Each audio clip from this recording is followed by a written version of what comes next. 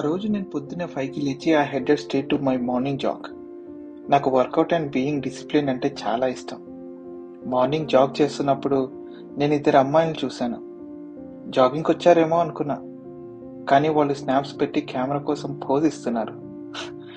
Maybe అమ్మాయిలంటే ఇలాగే ఉంటారేమో.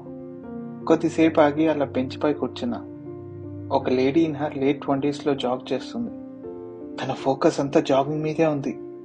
She looked really fit. Maybe అమ్మాయిలంటే ఇలా కూడా ఉంటారనుకున్నా. తర్వాత I headed back home. Morning drink తీసుకుని I went to the balcony. Morning sunrise చూస్తూ ఈరోజు ఓరియంటేషన్ ప్రోగ్రామ్ గురించి ఆలోచించాను. గుడికి వెళ్తే బాగుంటుందని నిన్న నైట్ మా నాన్న చెప్పారు. అందుకని త్వరగా రెడీ అయ్యి I headed to the temple. నేను గర్భగుడి చుట్టూ ప్రదక్షిణ చేస్తున్నప్పుడు నాకు గజ్జల సౌండ్ వినిపించింది. నేను కొంచెం వెనక్కి తిరిగి చూశాను. గ్రీన్ అనార్కలి. తన కాళ్ళని చూశాను. గజ్జలు. ఈ కాలంలో కూడా గజ్జలు వేసుకునే వాళ్ళు ఉంటారా? మేబీ అండ్ ఓల్డర్ ఉమెన్ వేసుకుందేమో అనుకుని my gaze travel from her feet to her face. ఒక్క సెకండ్ క్యూట్గా అనిపించింది. గ్రీన్ అనార్కలి, రెడ్ కుంకుమ, నైస్.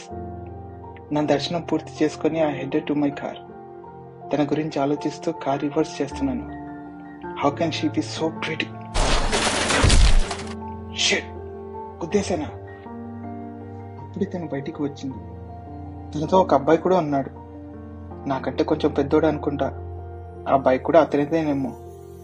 తన కళ్ళలో కొంచెం బాధ అండ్ కోపాన్ని చూశాను. సారీ చెప్పేశా. నీ కార్ గురించి ఎవరికి కావాలి? సారీ చెప్తే మా బైక్ ఏమైనా రిపేర్ అయిపోతారా? నా అన్న బైక్ అది. తన కళ్ళలో కోపాన్ని అండ్ తన గొంతులో మొండితనాన్ని గమనించాక నాకెందుకో తనని ఏడిపించాలనిపించింది. కాబట్టి నేను కూడా రూడ్గా మాట్లాడాను. అయితే సారీ వద్దా?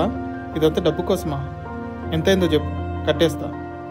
తను ఫైనల్గా నాపై అరిచింది. I feel happy. ఎందుకో తెలియదు.